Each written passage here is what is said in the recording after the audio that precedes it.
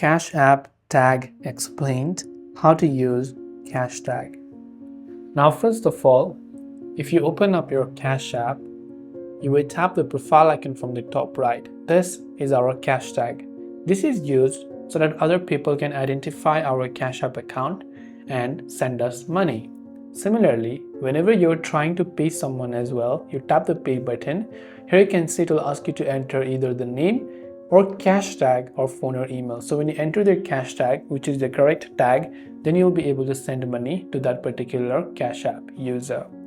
And it is a unique shareable username that allows users to easily send and receive money on the platform.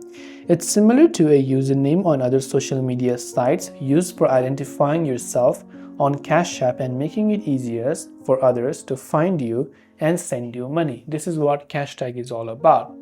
If you also want to change the cash tag, you can just tap the profile, go to edit profile, and you can change your cash tag if you want to.